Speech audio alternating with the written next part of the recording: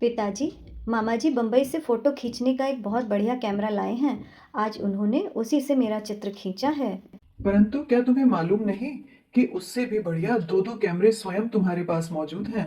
ये कैमरे तो ऐसे बढ़िया हैं कि बम्बई क्या दुनिया के किसी भी देश में किसी दाम पर नहीं मिल सकते। मेरे पास ऐसे कौन से कैमरे हैं? तुम्हारे ये दोनों नेत्र, ये फोटो के कैमरे ही तो हैं। बल्कि यूं कहो कि फोटो के कैमरे इन्हीं की नकल पर बनाए गए हैं। असल कैमरा तो नेत्र ही है, जो ईश्वर का बनाया हुआ है और जिसे हम अपना दैवी कैमरा कह सकते हैं। क्या नेत्रों की बनावट फोटो के कैमरे की तरह होती है? हाँ, बिल्कुल उसी तरह की। केवल बाजारू कैमरा साधारण तौर पर चौकोर होता है और हमारी आंखें अंडाकार हैं। किंतु यह अंतर भी केवल बाहरी रूप में है। भीतर के यंत्र और पुर्जे तो दोनों में एक से ही हुआ करते हैं। कैसे? देखो, कैमरे के सामने वाले भाग में तुमने देखा होगा कि एक कांच लगा रहता है, जिसे लेंस या ताल कहते हैं। बाहरी चीजों की छाया इसी कांच से होकर कैमरे के अंदर एक स्थान पर गिरती है और वहां ही उसका चित्र खिंच जाता है। प्रकाश के कम या ज्यादा होने से यह चित्र स्पष्ट या अस्पष्ट हो सकता है। इसलिए प्रकाश को केवल आवश्यकता अनुसार उचित मात्रा में ही भीतर पहुंचने देने के लिए कैमरे के सामने एक छेद भी बना रहता है, जो इच्छा अनुसार छोटा या बड़ा किया जा सकता है। इसी छेद से होकर बाहरी चीजों की जो छाया कैमरे के भीतर पहुंचती है, वह कांच के एक मसाला लगे हुए प्लेट या फिल्म पर गिरती है और बस वहीं वह उपट आती है। कैमरे का कुल भीतरी भाग काले रंग से रंगा रहता है। यही सब बातें हमारी आंखों में भी पाई जाती हैं। इनमें भी सामने की ओर एक लेंस या ताल लगा रहता है, जो भीतर की ओर एक काले पर्दे से ढका रहता है। इसे हम आंख की पुतली कहते हैं। यूरोप निवासियों की आंखों में यह पर्दा काला ना होकर नीला या फिरोजी रंग का हुआ करता है। इसी पर्दे के बीचों बीच एक नन्हा सा गोल गोल बिंदु भी दिखता है, जिसे हम आंख का तिल या तारा कहते हैं, और जो वास्तव में एक छेद है। यह छेद काले रंग का दिखाई देता है, क्योंकि आंख का अंतः पटल बिल्कुल काला है। जिस प्रकार एक घर के भीतर का गहरा अंधकार एक छोटे से छेद द्वारा काले रंग का दिखता है, उसी प्रकार हमारी आंख का यह काला तिल भी भीतर के काले रंग को प्रकट करता है। तेज प्रकाश में यह तिल अर्थात छेद पुतली के पर्दे सहित सिकुड़कर छोटा सा हो जाता है, परंतु अंधकार में यह फैल जाता है। इसी छेद के द्वारा लेंस को पार करके बाहरी चीजों का जो प्रतिबिंब अर्थात चित्र आंख के अंदर पहुंचता है, वह वहां के पिछले भाग में एक दूसरे पर्दे रेटिना पर गिरता है, जिसे हम फोटो का प्लेट या फिल्म कह सकते हैं। इस पर्दे का संबंध स्नायुओं द्वारा मस्तिष्क में रहा करता है, जिससे पर्दे पर चित्र गिरते ही तुरंत उसकी सूचना मस्तिष्क को मिल जाती है और वह जान सकता है कि आंखों के सामने क्या वस्तु है। फोटो का कैमरा जिस प्रकार लकड़ी, चमड़े और कपड़े से मढ़े हुए ढांचे में सुरक्षित रहता है, उसी प्रकार हमारे ये नेत्र भी हड्डियों से बने हुए गड्ढों में सुरक्षित हैं और ऊपर से पलकें भी उनकी रक्षा किया करती हैं। कुछ कैमरों में तुमने देखा होगा कि उनके मुंह को चित्र लेते समय ठीक स्थान पर रखने के लिए कुछ ऊपर नीचे हटाने का भी प्रबंध रहता है। उसी प्रकार हमारे नेत्रों की पुतलियां भी इच्छा अनुसार ऊपर नीचे और इधर उधर फिराई जा सकती हैं, जिससे हम बिना सिर घुमाए इधर उधर चीजों को देख सकते हैं। प्रत्येक नेत्र में इसके लिए छह छह मांसपेशियां लगी रहती हैं। इस प्रकार तुम देखते हो कि हमारे नेत्र फोटो के कैमरे से हर एक बात में मिलते जुलते हैं। अपूर्वता केवल इतनी ही है कि आदमी के बनाए हुए बाजारों कैमरों में एक प्लेट पर केवल एक ही चित्र खिंच सकता है और दूसरा चित्र लेने के लिए उसमें दूसरा प्लेट भरने की जरूरत होती है। किंतु हमारे नेत्र रूपी इस दैवी कैमरे में एक प्लेट जीवन पर्यंत सब प्रकार की तस्वीरें खींचने के लिए काफी है। ईश्वर और मनुष्य के काम में यही अंतर है। अच्छा, ये आंखें दो क्यों दी गई हैं? क्या एक ही आंख से काम नहीं चल सकता था? चल सकता था, परंतु उतना अच्छा नहीं जितना दो आंखों से। हमारे ज्ञान का अधिकतर भाग केवल देखने और सुनने की शक्तियों पर निर्भर रहता है। इसलिए हमें आंख और कान दो दो दिए गए हैं। ये आंखें सिर के सामने वाले भाग में रखी गई हैं, क्योंकि इससे हमें देखने में सुविधा मिलती है। यदि ये शरीर के किसी अन्य स्थान में होती तो हमें उतनी सुविधा न होती। नेत्रों के ऊपर नीचे पलकों पर बरौनी के बाल क्यों पैदा किए जाते हैं? क्या इनसे भी कुछ प्रयोजन है? हाँ, इनसे भी आंखों की रक्षा होती है और बाहर से धूल, गर्द इत्यादि आंखों के अंदर नहीं जाने पाती। साथ ही नेत्रों को साफ और निर्मल रखने के लिए ऊपर की पलकों के अंदर पानी निकालने का एक एक यंत्र भी रहता है, जिसे अश्रुग्रंथि कहते हैं। इससे थोड़ा थोड़ा जल निकलकर नेत्रों को सरस और साफ रखता है। इस यंत्र से मिली हुई एक छोटी सी नली नाक के अंदर लगी है। धुआं लगने से अथवा रोते समय जब अश्रु ग्रंथि से आंसू बहुत अधिक मात्रा में बन बनकर बहने लगता है, तब उसका कुछ पानी इस नली द्वारा नाक में भी आकर टपकने लगता है। मेरे दर्जे के कई लड़के आंखों पर चश्मा लगाते हैं और कहते हैं कि बिना चश्मे के उन्हें दूर की चीज साफ तौर से दिखाई नहीं देती। इसका क्या कारण है? यह दृष्टि दोष नेत्रों के सामने वाले पारदर्शक भाग कॉर्निया में कुछ विरूपता उत्पन्न हो जाने के कारण आ जाया करता है। जिन लोगों को नजदीक की चीजों पर नित्य बहुत समय तक दृष्टि गड़ाए रखना पड़ता है, उनके नेत्र का यह पारदर्शक भाग बीच में कुछ मोटा और किनारे की ओर कुछ पतला पड़ जाता है, जिससे दूर की वस्तुओं से आने वाली प्रकाश की किरणें यहाँ आकर बिखर जाती हैं और अंदर के चित्रपट रेटिना पर ठीक ढंग से अंकित अर्थात फोकस्ड नहीं हो सकती। निदान उन वस्तुओं का चित्र भी नेत्रों के भीतर स्पष्ट रूप से नहीं खिंच सकता और वे धुंधली दिखाई देती हैं। किंतु जब चश्मे का एक ऐसा कृत्रिम ताल उनके सामने लगा दिया जाता है, जिसके बीच का भाग तो पतला और किनारे का भाग मोटा हो, तब सारा दोष मिट जाता है और उन वस्तुओं का चित्र नेत्रों के भीतर फिर से अपने स्वाभाविक ढंग पर प्रकट होने लगता है। आंखों में इस प्रकार का दोष अधिकतर पढ़े लिखे लोगों में ही दिखाई देता है, क्योंकि उन्हें नित्य घंटों तक अपनी दृष्टि पुस्तक के बारीक अक्षरों में गड़ाए रखना पड़ता है। परंतु कभी कभी यह दोष पैदाइशी भी हुआ करता है और छोटे छोटे बालकों तक में देखा जाता है।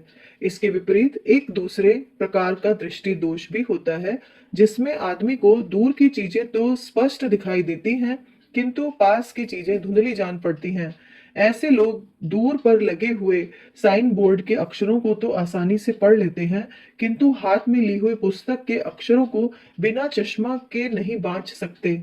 यह दोष कैसे हो जाता है?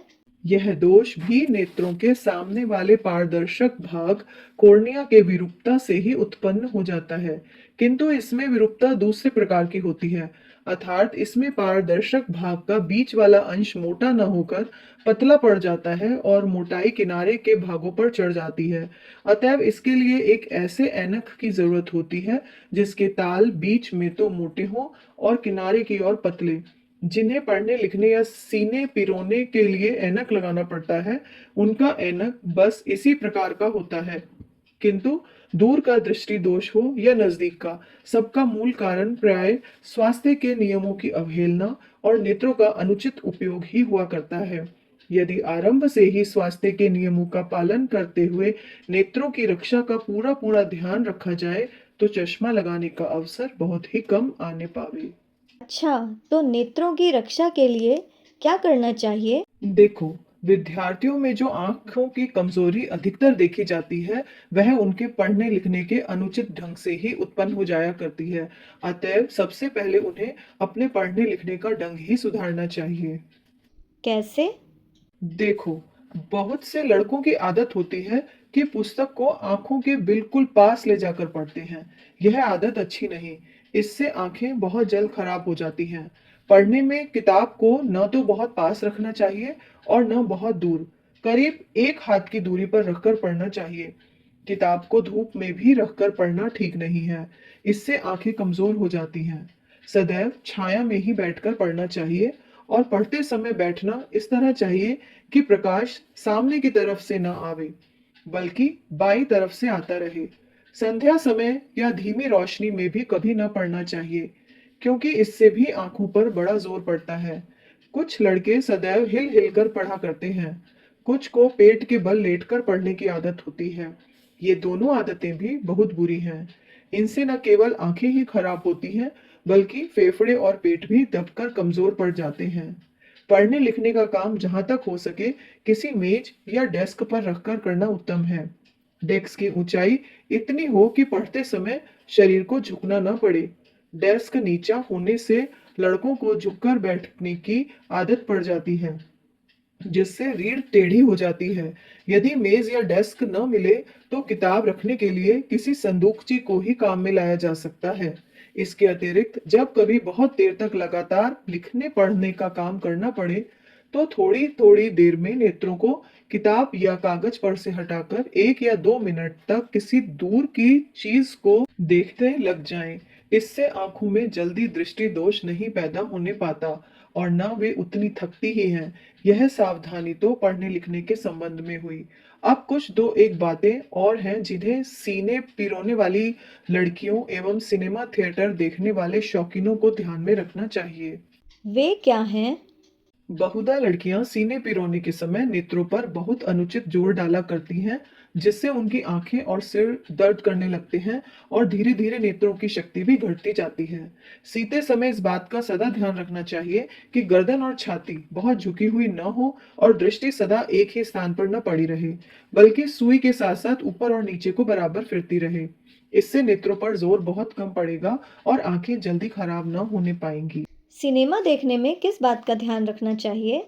सिनेमा से भी बहुत सी आंखें खराब हो जाया करती हैं, किंतु इसका मुख्य कारण सिनेमा देखना नहीं, बल्कि सिनेमा देखने का अनुचित ढंग है। साधारण लोग प्राय सिनेमा को आंख फैलाए हुए घंटों तक एकटक देखा करते हैं और बस इसी से उनकी आंखें खराब हो जाती हैं। सिनेमा या नाटक देखने का ठीक ढंग यह है कि कुर्सी पर आराम से किंतु सीधे होकर बैठो, सिर पीछे को झुका हो, थोड़ी ऊपर को उठी रहे और आंख की पलकें कुछ कुछ नीचे को गिरी हुई हों तथा अपनी स्वाभाविक रीति पर बराबर भजते भी रहें। बहुत से लोग पलक भांजने का ठीक ठीक ढंग नहीं जानते। उनकी पलकें कभी झटके के साथ और कभी अनियमित रूप से उठती तथा गिरती हैं। वास्तव में पलक भांजने का मुख्य उद्देश्य नेत्रों की थकावट मिटानी और उन्हें क्षणिक आराम देना ही हुआ करता है। अतएव इसकी स्वाभाविक विधि यह है कि ऊपर की पलक धीरे से केवल इतनी मूंदे कि उससे आंख की पुतली मात्र ढक जाए और तत्काल ही वह फिर खुल जाए। इस प्रकार प्रति मिनट 10 बार के हिसाब से पलकों को सदैव खुलते और मूंदते रहना चाहिए। चाहे हम पढ़ते लिखते हों या किसी चीज को देखते हों, हमारी पलकों का यह काम हर समय और हर हालत में जारी ही रहना चाहिए। इसे रोकना किसी समय भी उचित नहीं। बहुधा देखा जाता है कि सिनेमा या थिएटर देखते समय बहुत से भावुक लोग अपनी पलकों का भांजना एक बार भी बंद कर दिया करते हैं।